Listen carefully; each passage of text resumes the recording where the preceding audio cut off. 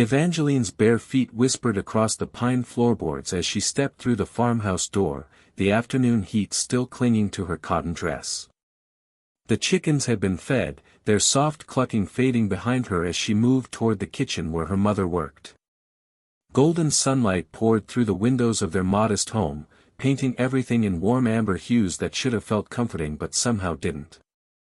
Sarah Harper's hands moved rhythmically through the bread dough, her calloused fingers working the mixture with practiced ease.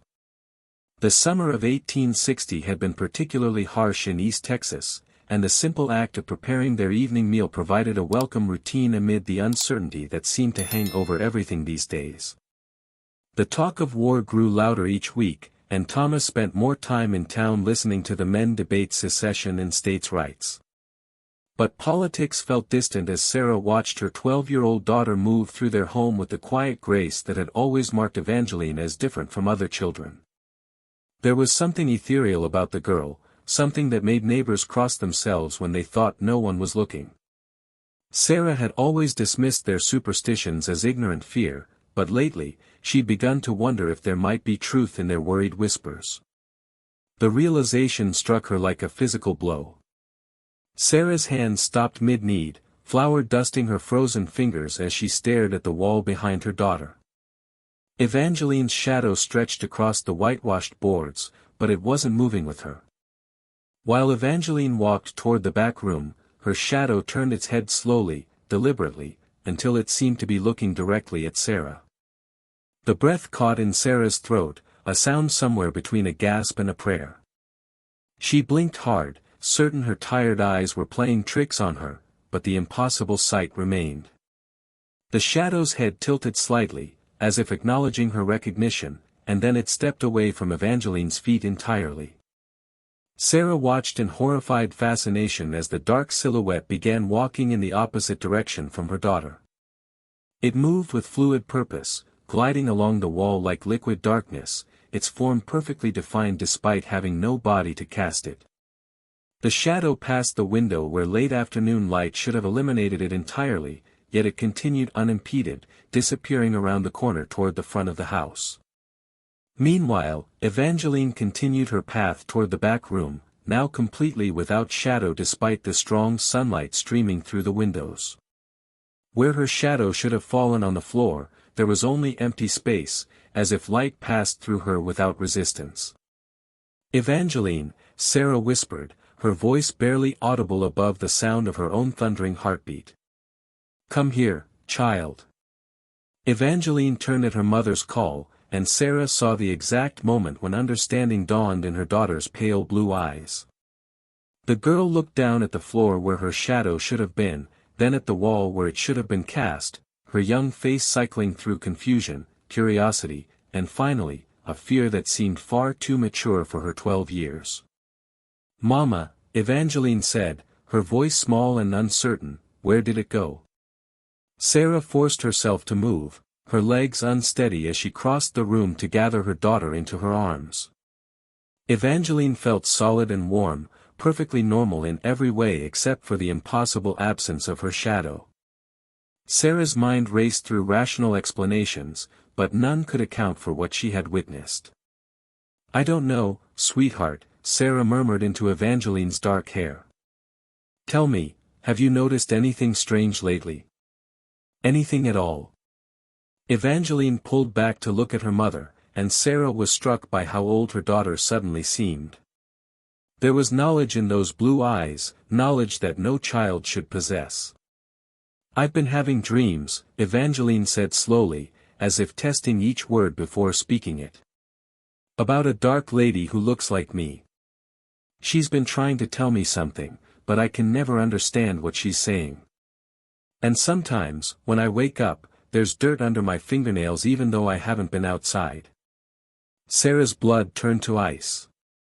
She had found those unexplained traces of soil on Evangeline's hands and feet several times over the past few weeks, always dismissing them as evidence of childhood adventures.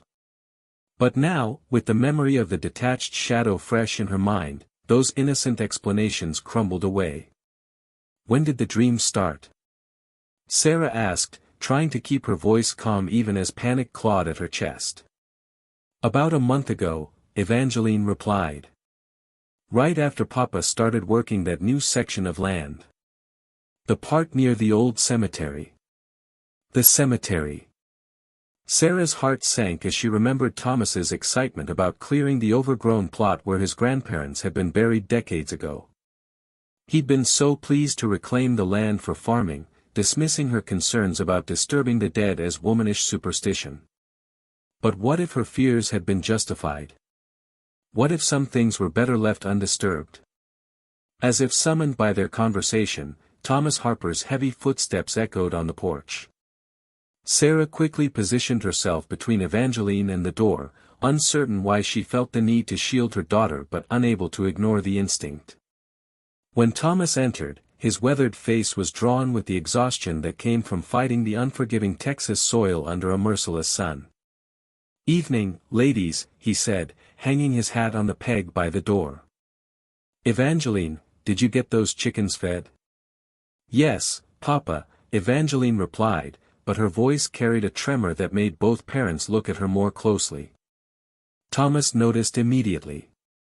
Years of marriage had taught him to read Sarah's expressions, and what he saw in her face now made his stomach clench with dread. Something was wrong, something beyond the usual concerns of farm life and uncertain times. "Sarah," he questioned, moving closer. "What's happened?" Sarah looked down at Evangeline, then back at her husband. How could she possibly explain what she had witnessed? How could she make him understand that their daughter's shadow had developed a will of its own? "Show him," Evangeline said quietly, surprising them both with her calm acceptance of the situation. "Show Papa what happened to my shadow." Thomas looked confused, but he followed Sarah's gaze to the floor where Evangeline stood in a pool of late afternoon sunlight. His face went through the same progression of emotions Sarah had experienced: confusion, disbelief, and finally, a bone-deep fear that he tried desperately to hide from his daughter. "That's not possible," he whispered, but his eyes couldn't deny what they were seeing. Or rather, what they weren't seeing. "It walked away," Evangeline explained with the matter-of-fact tone children used for extraordinary things. "It looked at Mama, and then it just walked away." Thomas knelt beside his daughter, his work-roughened hands gentle as he touched her face. "Are you feeling all right, sweet pea? Any pain? Any sickness?" "No, Papa. I feel fine. It's just the shadow that's different." As if responding to their attention, a flicker of movement caught their eyes. Along the far wall, a familiar dark shape slid into view. Evangeline's shadow had returned, but it moved independently of any light source, gliding along the wall with purposeful intent. It paused near the window, its featureless head turning toward the family as if listening to their conversation. Thomas reached for his rifle, an instinctive response born of years protecting his family from threats both human and animal. But even as his fingers closed around the weapon, he knew it would be useless against something that cast no physical form. "Don't," Evangeline said, her voice carrying an authority that seemed to come from somewhere beyond her years. "She's not trying to hurt anyone. She's just lost." "She?" Sarah asked, though part of her already knew the answer. "The dark lady from my dreams," Evangeline explained. "She's been trying to find her way home for a very long time. I think maybe she's finally found me." As the sun continued its descent toward the horizon, the shadow on the wall grew darker and more defined. It raised one hand in what might have been a wave or a warning, then slowly faded from view as the light changed. But all three members of the Harper family knew it hadn't gone far. Whatever force had claimed Evangeline's shadow was still with them, waiting for full darkness to reveal its true nature. The evening meal passed in tense silence, each of them stealing glances at the walls and floor, searching for signs of the impossible. But Evangeline remained shadowless as the sun set over East Texas, and the knowledge that something fundamental had shifted in their world settled over the Harper household like a shroud. Have you ever noticed your own shadow behaving strangely, even for just a moment? What would you do if you realized it wasn't following you anymore? Dr. Josiah Whitmore arrived at the Harper farm 3 days after Thomas had ridden into Marshall with a story that most men would have dismissed as sun-addled nonsense. But Whitmore had seen enough inexplicable phenomena during his years of practice to know that the impossible sometimes demanded investigation. His medical bag felt heavier than usual as he approached the modest farmhouse, weighted down not just with instruments but with skepticism warring against curiosity.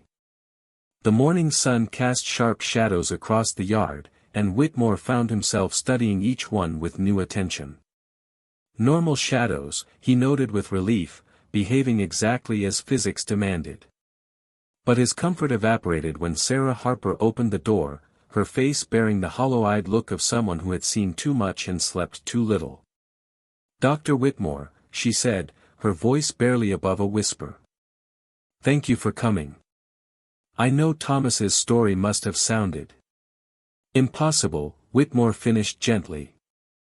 "But I've learned that impossibility is often just another word for undiscovered truth. Where is Evangeline?" Sarah led him through the house to the main room where Evangeline sat by the window, reading from a worn Bible. The girl looked up as they entered, and Whitmore was struck by how normal she appeared. 12 years old, dark hair braided neatly, wearing a simple cotton dress that had been mended with careful stitches. Nothing about her suggested supernatural affliction. "Good morning, Evangeline," Whitmore said, setting his bag down on the table. "Your father tells me you've been experiencing some unusual symptoms." Evangeline closed the Bible and placed it carefully in her lap. "I don't have symptoms, Dr. Whitmore. I have a shadow that doesn't belong to me anymore." The matter-of-fact way she spoke sent a chill down Whitmore's spine, but he maintained his professional demeanor. "I see. And when did you first notice this change?" "About a week ago. At first, it was just small things. My shadow would move a little slower than I did, like it was tired. Then it started moving when I wasn't moving at all. Now it goes places without me." Whitmore opened his bag and withdrew his stethoscope, noting how the afternoon light streaming through the windows created perfectly normal shadows for every object in the room except Evangeline. Where her shadow should have fallen, there was simply empty floor. "May I examine you?" he asked, and at her nod, he began his assessment. Her pulse was strong and steady, her breathing clear, her responses appropriate for an intelligent child. He checked her eyes, her throat, tested her reflexes, and found nothing abnormal. Yet the evidence of his own senses couldn't be denied. Evangeline Harper cast no shadow despite sitting directly in bright sunlight. "Tell me about these dreams your mother mentioned," he said, putting away his instruments. Evangeline glanced at her mother before answering. "There's a woman who looks like me, but older. She's always sad, and she's trying to tell me something important. But her voice sounds like it's coming from underwater, so I can never understand the words." "And you feel no physical discomfort? No pain, no weakness?" "No, sir. I feel exactly the same as always. It's just that my shadow has its own ideas about where to go." As if summoned by their conversation, a dark shape began to form on the wall behind Evangeline. Whitmore watched in fascination and horror as the shadow took on human proportions, clearly female but somehow different from Evangeline's usual silhouette. This shadow was taller, more mature, moving with a fluid grace that seemed almost predatory. "There she is," Evangeline said without turning around. "She always comes when people talk about her." The shadow on the wall turned its head toward Whitmore, and he felt the uncomfortable sensation of being studied by something that shouldn't exist. He forced himself to approach the wall, reaching out to touch the area where the shadow fell. His hand passed through empty air, feeling nothing but the rough texture of whitewashed boards. "Remarkable," he murmured, more to himself than to the others. "The shadow appears to have mass and dimension, yet it's completely intangible." "She's not just a shadow," Evangeline corrected. "She's a person." Or she was, once. I can feel her thoughts sometimes, especially at night. She's been waiting for something for a very long time. Thomas Harper, who had been silent in the corner, finally spoke up. Doctor, there's more you should know. We've been finding tracks around the property. Small footprints that match Evangeline's, but they appear in places she's never been. And yesterday morning, I found the barn door open, even though I know I latched it the night before.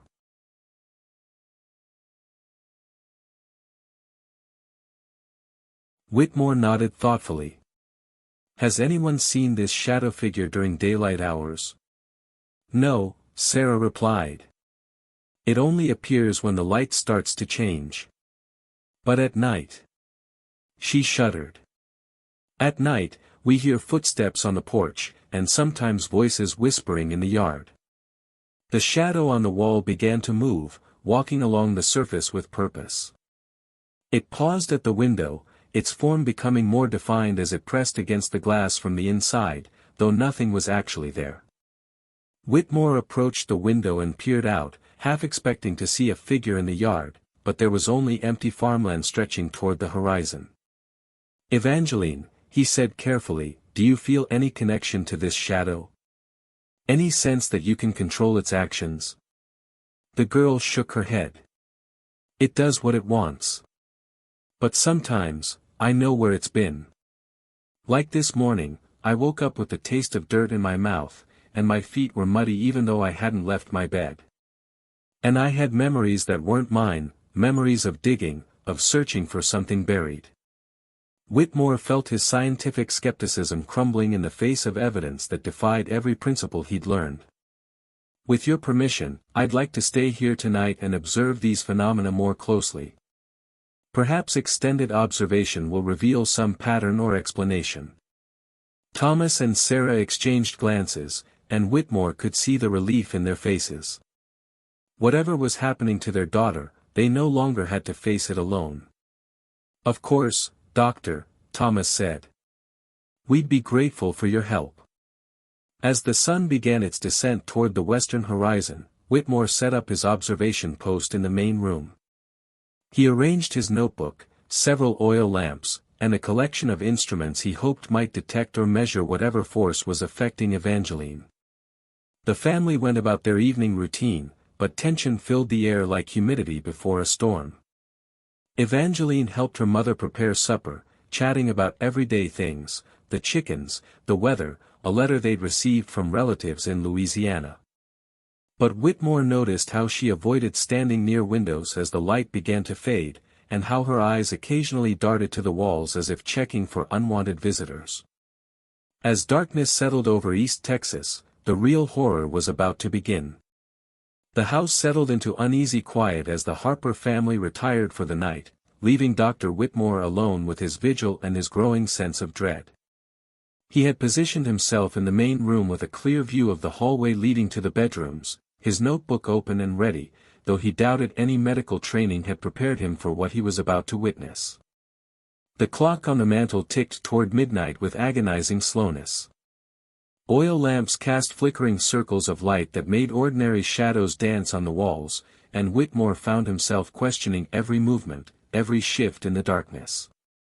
But when the real phenomenon began, there was no mistaking it for tricks of light or tired eyes. It started as a subtle darkening on the wall beside Evangeline's bedroom door. Not a shadow cast by any external source, but a darkness that seemed to emerge from within the wall itself, like ink bleeding through fabric. Whitmore watched in fascination as the darkness took shape, forming the outline of a female figure that was unmistakably Evangeline yet somehow fundamentally different. The shadow figure stepped away from the wall, becoming three-dimensional despite being composed entirely of darkness. It moved with fluid grace, passing through the doorframe without opening the door, gliding across the floor without making a sound. Whitmore could see through it to the furniture beyond, yet it had presence and purpose that made his scientific mind reel. He forced himself to follow, his medical bag clutched in trembling hands. The shadow moved through the house as if it knew every board, every corner, navigating in perfect silence while Whitmore's careful footsteps seemed thunderous in comparison. When the shadow reached the front door, it simply passed through the solid wood, leaving Whitmore to fumble with the latch. Outside, the Texas night was alive with sounds, crickets, distant cattle, wind through the oak trees, but the shadow figure moved through it all without disturbing so much as a blade of grass. Whitmore followed at a respectful distance, his heart hammering against his ribs as he tried to maintain his role as objective observer. The shadow walked with clear purpose toward the small family cemetery plot where Thomas's parents lay buried. The weathered headstones stood like silent sentinels in the moonlight, marking graves that had been undisturbed for nearly 2 decades. But as Whitmore watched, the shadow figure knelt beside one of the graves and began to dig. The sight defied every law of physics Whitmore understood. The shadow had no substance, no physical form, yet it moved real earth with its hands. Dirt flew from the growing hole, and Whitmore could hear the soft scraping sounds of excavation, though the digger cast no shadow of its own in the moonlight. For hours, the digging continued. The shadow worked with tireless determination, creating a hole that grew deeper and wider with each passing minute. Whitmore found himself mesmerized by the impossible sight, his notebook forgotten as he tried to comprehend what he was witnessing. Finally, he found his voice. "What are you looking for?" he whispered into the night air. The shadow stopped digging and slowly turned toward him. Though it had no features, no eyes or mouth, Whitmore felt it looking directly at him with an intensity that made his soul shrink. When it spoke, the voice was Evangeline's but distorted, as if coming from underwater or from a great distance. "She's down here somewhere. She's been waiting so long." "Who?" Whitmore managed to ask, though his throat felt constricted with fear. "Who's down there?" "The first one. The one who started it all."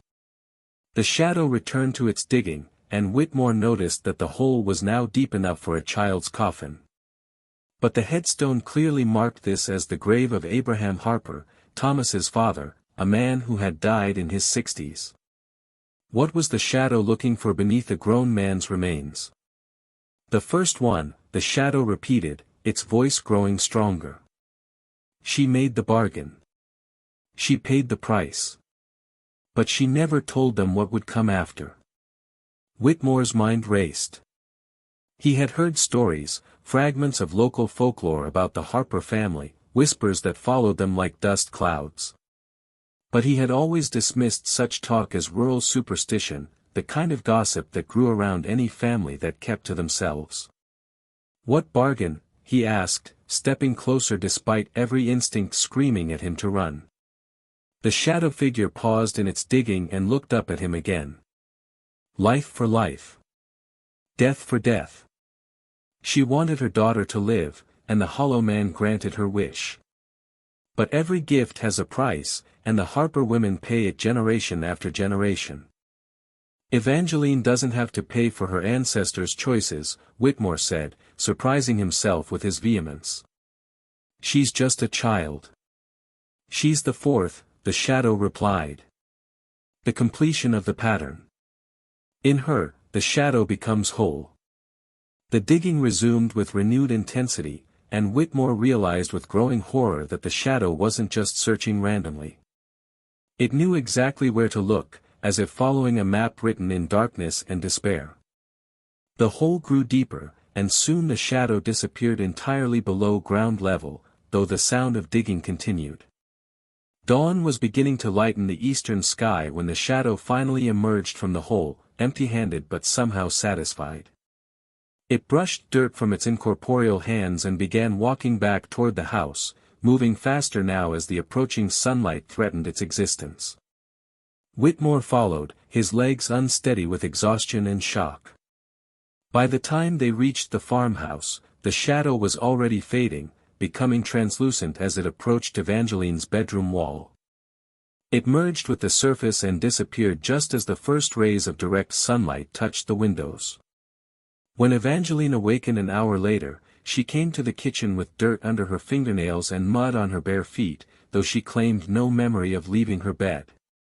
But when Whitmore questioned her about her dreams, she described the digging with perfect accuracy, as if she had been present for every moment of the Shadow's midnight excavation.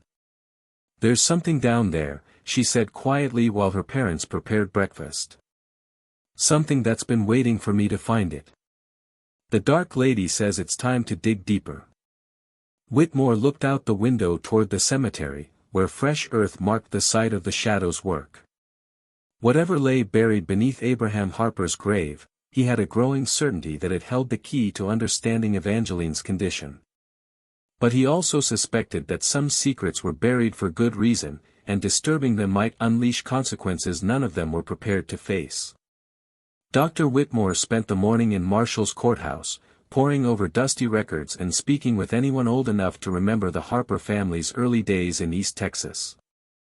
What he discovered in those yellowed documents and faded memories painted a picture that chilled him more than the previous night's supernatural encounter.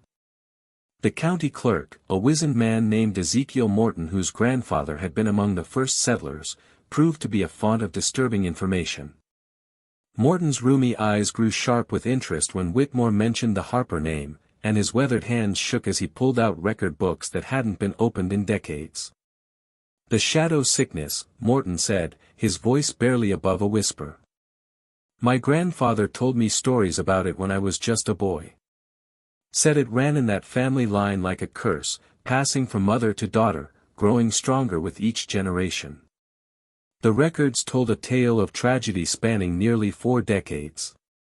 Mercy Harper, Thomas's grandmother, had arrived in Texas in 1822 with her sickly daughter Ruth. According to the documentation, Ruth had been dying of consumption, so weak she could barely walk. But within months of settling on the land that would become the Harper farm, the child had made a miraculous recovery. Folks thought it was the Texas air," Morton explained, running his finger along faded ink entries. "Said the dry climate cured her lungs. But my grandfather knew better. He said Mercy Harper had made a bargain with something that wasn't entirely human." Whitmore found the record of Mercy's death in 1823, officially listed as drowning, though her body was never recovered from the creek where she supposedly fell. More troubling was the account of her daughter Ruth, who had lived until age 13 before dying suddenly in her sleep, with no apparent cause. Ruth Harper, Morton continued, she was the one who really showed the signs. Folks would see her walking through town at night while she was supposedly asleep in her bed. Her shadow would move independent-like, and animals wouldn't go near her after dark. The pattern was becoming clear, and it sent ice through Whitmore's veins. Ruth had lived to bear a son, Thomas's father, Abraham. Abraham had fathered Thomas, who in turn had given life to Evangeline. For generations of Harper blood, each carrying whatever seed Mercy had planted with her mysterious bargain. "What did your grandfather say about this bargain?" Whitmore asked, though he dreaded the answer. Morton leaned closer, his voice dropping to barely audible levels. "Said Mercy made a deal with the Hollow Man. That's what folks called him, though nobody ever saw him proper. He lived in the spaces between shadows, in the darkness that exists even in daylight. Mercy's daughter was dying, and she begged him to save the child's life. And he agreed. He agreed, but the price was steeper than Mercy understood. Every Harper woman would carry 2 souls, her own and a shadow self that grew stronger with each passing generation. The shadow would feed on the life force of its host until there was nothing left to sustain them both." Whitmore felt his scientific skepticism crumbling entirely as the pieces fell into place. "And Evangeline is the 4th generation." "The completion," Morton nodded gravely. "My grandfather said the 4th one would be different. In her, the shadow wouldn't just feed, it would become fully independent. And when that happened, the Hollow Man would finally have what he'd been waiting for all along." Armed with this horrifying knowledge, Whitmore returned to the Harper farm to find Thomas and Sarah waiting anxiously in the yard. He shared what he had learned, watching their faces grow pale as the full scope of their family's curse became clear. But surely there must be a way to break it, Sarah said, her voice desperate. Some way to free Evangeline from this burden. Thomas, meanwhile, stared toward the small cemetery where his father lay buried. The shadow was digging in Papa's grave last night. Why would it do that?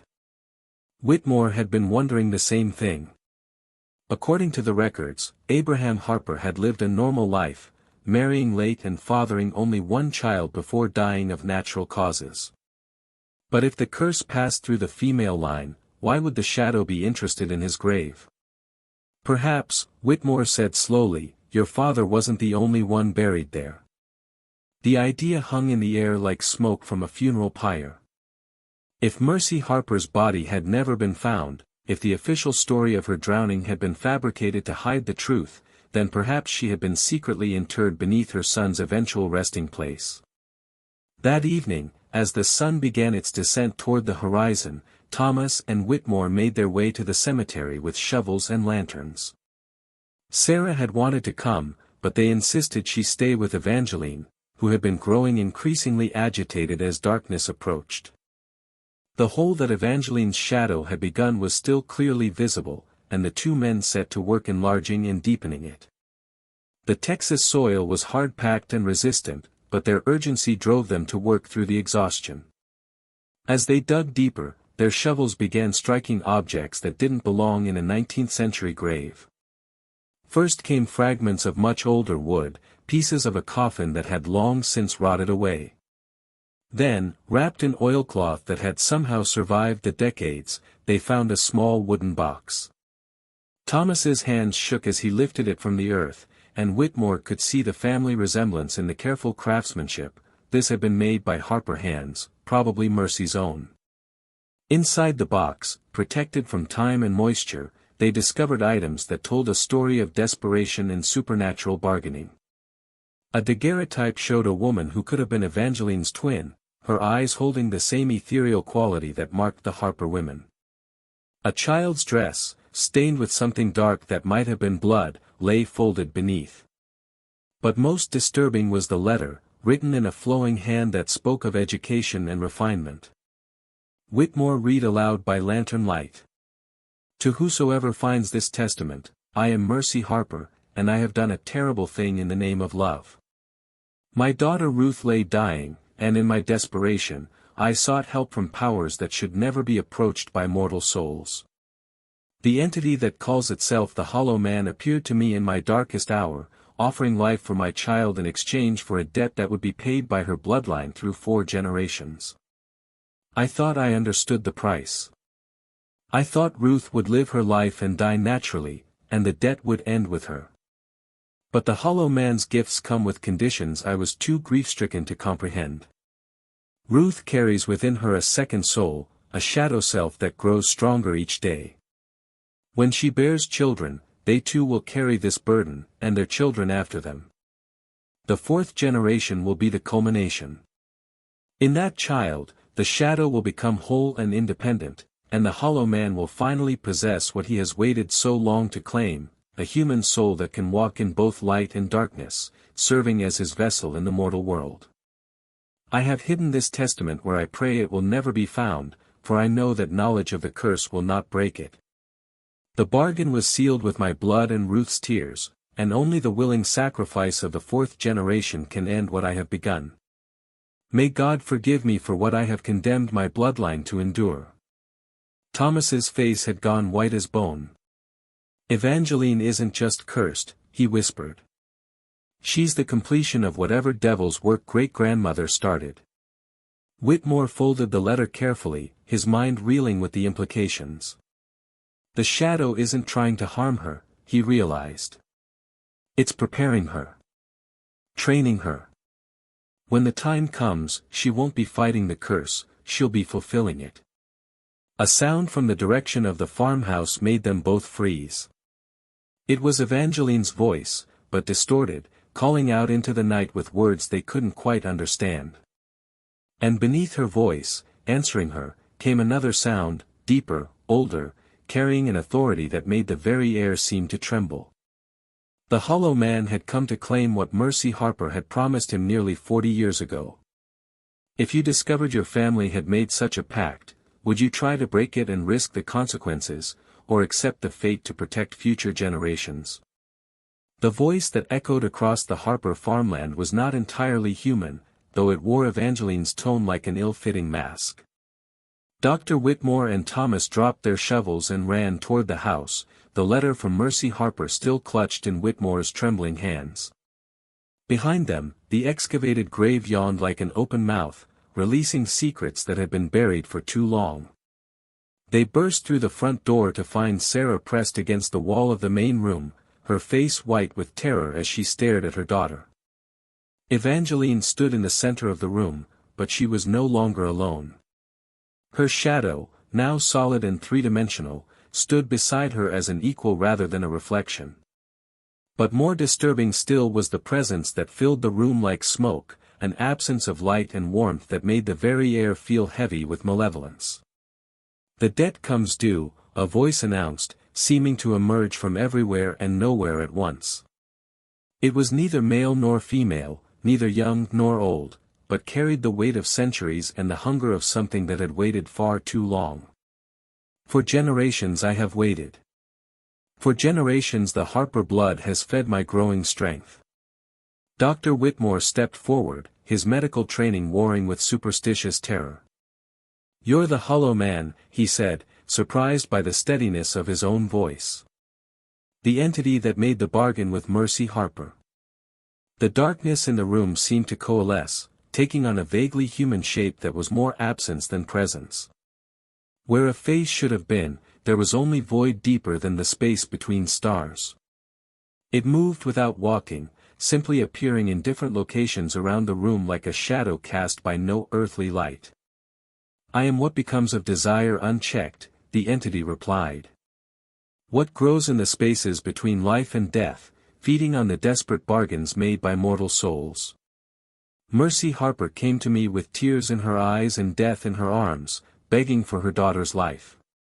Thomas found his voice, though it cracked with fear. "She was a mother trying to save her child. That doesn't give you the right to curse our entire bloodline." The hollow man's attention turned to Thomas, and the temperature in the room seemed to drop 10 degrees. "Rights are for the living, Harper. I am something older, something that exists in the cracks of reality where your mortal concepts hold no meaning. Your ancestor understood the price when she made her choice. But did she understand what you really wanted?" Sarah asked, moving protectively toward Evangeline. "Did she know you were planning to take our daughter?" "I gave Mercy Harper exactly what she asked for," the entity continued. "Her dying child lived. Ruth lived long enough to bear a son. That son lived to father you, Thomas. You lived to father this one." The void turned toward Evangeline. "Each generation, the shadow grows stronger. Each woman feeds it with her life force until she becomes something more than human, something that can serve my purposes in the mortal realm." Throughout this exchange, Evangeline had remained eerily calm, standing beside her substantial shadow as if they were old friends. Now she spoke, and her voice carried an authority that seemed to come from somewhere beyond her 12 years. "But I'm different from the others, aren't I?" she said. "My shadow doesn't just take from me, it learns from me. It dreams my dreams and thinks my thoughts." The hollow man's formless attention focused entirely on the young girl. "Yes, child. You are the fourth. The completion of the pattern. In you, the shadow becomes whole, no longer dependent on its host for existence. You will serve as my vessel in the world of light and form, while retaining enough humanity to move among mortals without detection." Dr. Whitmore felt the pieces clicking into place with horrible clarity. "You're not trying to kill her," he realized. "You're trying to recruit her. To make her into something like yourself." "I am trying to fulfill a bargain made 40 years ago," the hollow man corrected. "Evangeline Harper was promised to me before she was born, shaped by generations of shadow-touched blood to be the perfect servant. She will retain her memories, her personality, even her capacity for human emotion. But she will also possess abilities that transcend mortal limitations. Evangeline tilted her head, studying the entity with curious eyes. And if I refuse? If I choose not to serve you? The temperature in the room plummeted, and frost began forming on the windows despite the Texas heat outside. Refusal is not among your options, child, the hollow man said, and his voice carried the finality of winter storms and cemetery dirt. The bargain was sealed with blood and tears, bound by desperation and sanctified by death. You are mine by right of inheritance. But Evangeline stepped forward, and for the first time since the entity had manifested, something like uncertainty flickered in the void where his face should have been. Her shadow moved with her, not following but walking alongside, and Whitmore realized that the relationship between girl and shadow had evolved far beyond what anyone had anticipated. You made your bargain with Mercy Harper, Evangeline said, her young voice steady despite the supernatural forces swirling around her. But you never specified what form the payment would take. You assumed the fourth generation would be helpless, grateful for the power you offered.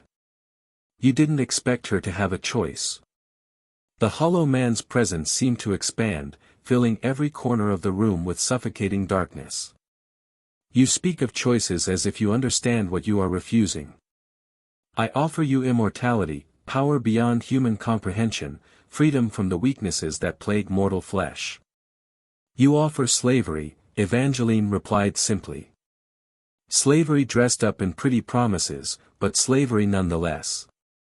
Thomas started forward, his paternal instincts overriding his terror. Evangeline, don't antagonize it. We need to find another way. But his daughter raised her hand, and he stopped as if frozen. The authority in her gesture was unmistakable. This was no longer just a 12-year-old girl speaking. The shadow self that had been growing stronger with each passing day was lending her its accumulated wisdom and power. There is another way, Evangeline continued, her gaze never leaving the hollow man's void face. You want a servant who can walk in both light and darkness. You want someone with human understanding but supernatural abilities. My shadow has learned to be exactly that. She's more human than you've ever been, and more spirit than I'll ever be. The shadow beside her nodded, and when it spoke, its voice was Evangeline's but deeper, older, carrying the weight of inherited memories from 4 generations of Harper women. I choose to go with him, the shadow said. But the bargain ends with me. No more Harper children will pay for Mercy's desperation. No more innocent girls will be shaped into vessels for an entity that feeds on family love turned to curse. Dr. Whitmore watched in amazement as the negotiation unfolded. The hollow man's certainty was wavering, faced with a possibility he had never considered. For 40 years, he had been shaping the Harper bloodline toward this moment, expecting to claim a terrified, helpless victim. Instead, he found himself confronting a child who understood her own worth and a shadow self willing to make the ultimate sacrifice. The shadow cannot exist independently, the hollow man protested, but his voice lacked its earlier conviction. It requires a host, a source of life energy to sustain its form. It requires a source, Evangeline agreed. But not necessarily a living one. You've been feeding on Harper women for 4 generations, growing stronger with each death. You have enough stored life force to sustain my shadow indefinitely. The entity's form flickered, becoming less solid as his concentration wavered. And what of you? What happens to Evangeline Harper when her shadow departs permanently? For the first time since the conversation began, uncertainty crossed Evangeline's face.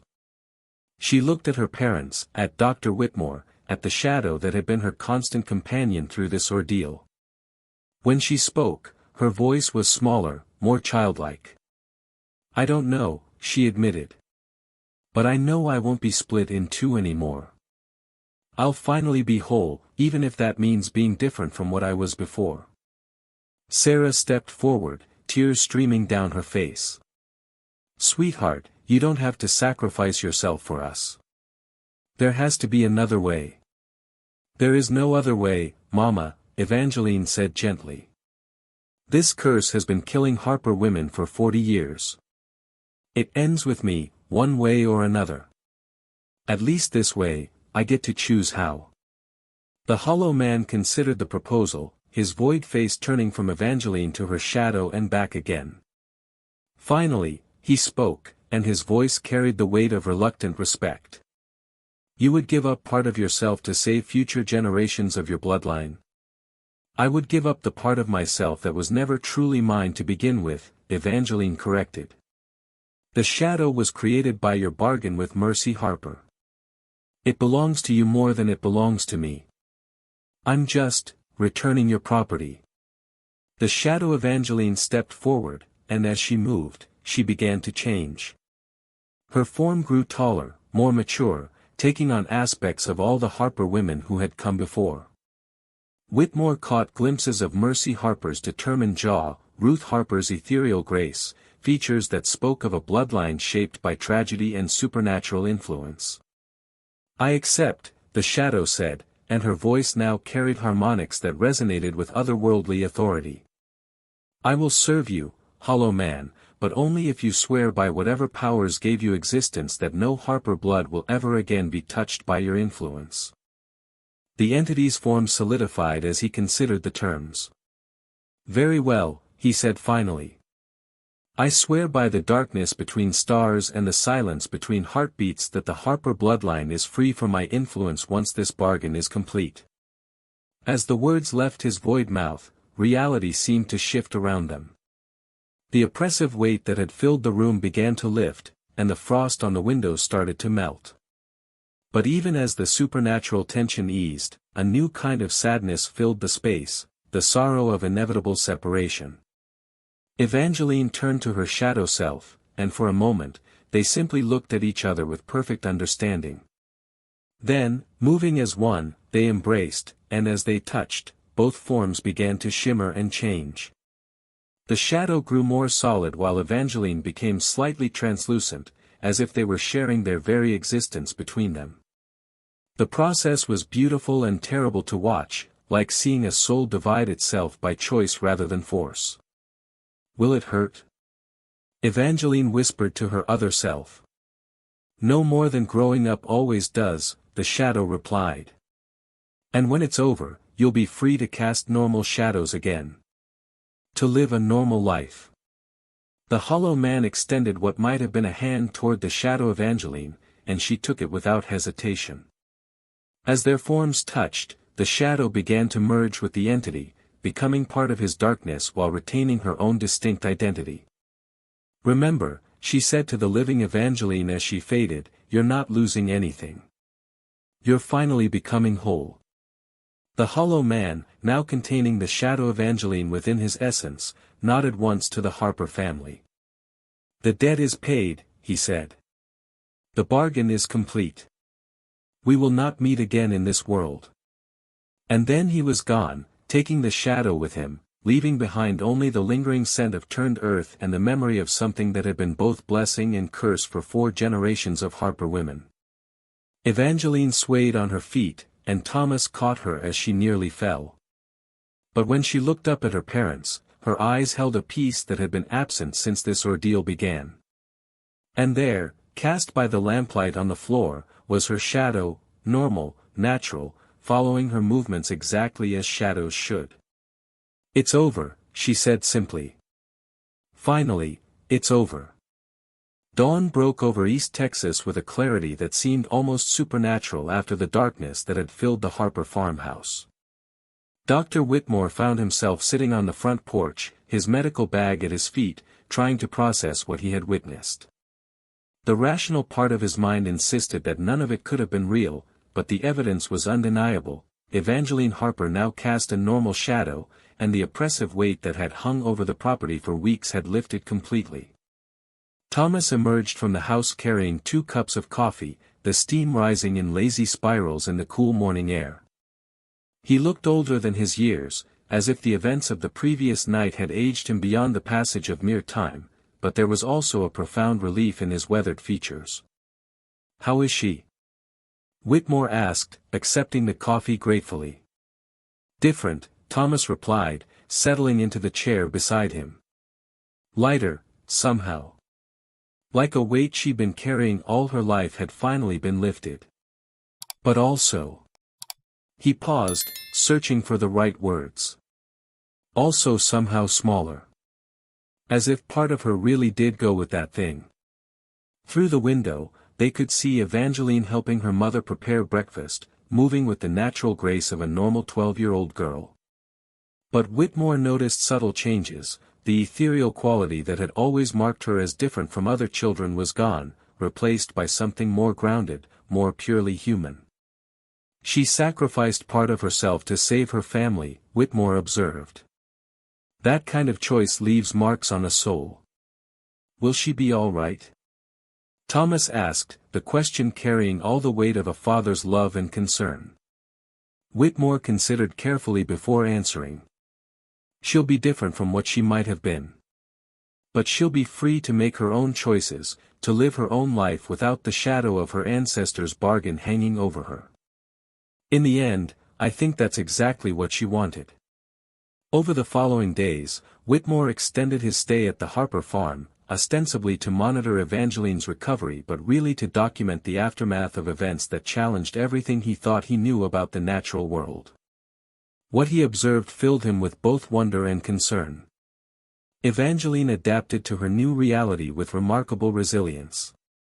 She seemed genuinely happy to have a normal shadow that followed her movements predictably, and she took obvious joy in simple activities that had been complicated by her supernatural condition. But there were moments when she would pause in the middle of a task, her eyes distant, as if listening for a voice that was no longer there. "I miss her sometimes," she confided to Whitmore during one of their sessions. "The shadow me. She understood things I never could, remembered things from before I was born. It's like losing a sister I never knew I had." "Do you regret your choice?" Whitmore asked gently. Evangeline shook her head without hesitation. "No.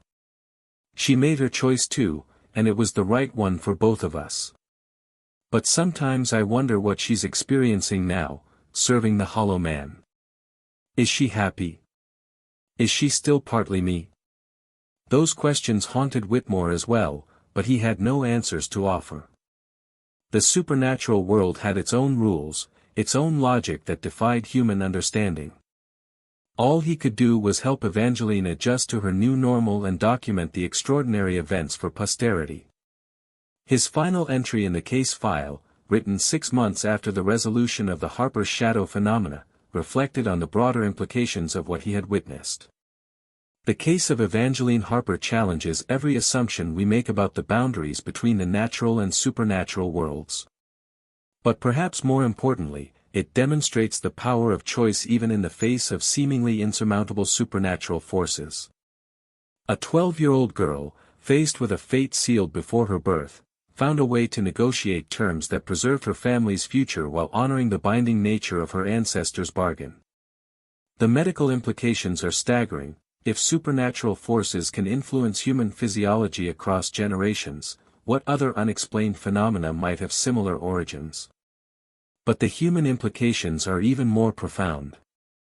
Evangeline Harper chose sacrifice over subjugation, freedom for her descendants over power for herself. In doing so, she transformed a family curse into a story of redemption. Years later, Dr. Whitmore would learn through correspondence with the Harper family that Evangeline had grown into a remarkable young woman. She married at 19 to a local schoolteacher, bore 3 children, and lived to see numerous grandchildren. None of her descendants ever exhibited the supernatural traits that had plagued the Harper women for 4 generations. But perhaps most tellingly, every one of Evangeline's children and grandchildren cast unusually distinct shadows, sharp, clear, and unmistakably their own. As if some essential lesson about the importance of being fully, completely oneself had been passed down through the bloodline, a gift born from sacrifice and sealed with love. Evangeline herself lived to be 93 years old, dying peacefully in her sleep in the same farmhouse where she had once negotiated with supernatural forces for her family's freedom. Her obituary in the Marshall newspaper made no mention of the extraordinary events of her childhood, describing her simply as a devoted wife, mother, and community member who had lived a full and meaningful life. But those who knew her best spoke of an unusual quality she possessed, an ability to see through to the heart of difficult situations and find solutions that honored everyone involved. It was as if her early encounter with impossible choices had gifted her with wisdom that served her throughout her long life. Dr. Whitmore's own life was changed by his encounter with the Harper family. He went on to specialize in cases that other physicians dismissed as hysteria or delusion, becoming a pioneer in what would later be called psychiatric medicine. His private journals, discovered after his death, contain detailed accounts of dozens of cases involving what he termed supernatural medicine, instances where unexplained phenomena intersected with human health and psychology. The Harper case remained his most thoroughly documented and disturbing encounter with forces beyond conventional understanding. But it also represented his greatest success, not in terms of medical intervention, but in witnessing the triumph of human courage over supernatural predestination. In his final analysis, written near the end of his own life, Whitmore concluded, "The Harper shadow phenomenon taught me that even the most binding supernatural contracts contain loopholes for those brave enough to look for them. More importantly, it demonstrated that the greatest power in any negotiation, whether with natural or supernatural forces, is the willingness to sacrifice for others while refusing to surrender one's essential self." Evangeline Harper saved her family not by accepting the role that had been predetermined for her, but by redefining the terms of engagement entirely. The Harper farmhouse still stands today, occupied by descendants who know nothing of the supernatural drama that once unfolded within its walls. But visitors sometimes comment on the unusual quality of the shadows cast by the late afternoon sun streaming through its windows, how they seem somehow more substantial than ordinary shadows, as if they contain depths that extend far beyond mere absence of light. And sometimes, just sometimes, those who are sensitive to such things report glimpsing a second shadow moving independently along the walls, not threatening or malevolent, but protective, watchful, ensuring that the promise made by a 12-year-old girl to her family's future continues to be honored across the generations. The debt has been paid. The bargain is complete. But love, once freely given, echoes through time in ways that no supernatural entity can predict or control. If this story stayed with you, comment, "Some shadows choose their own path."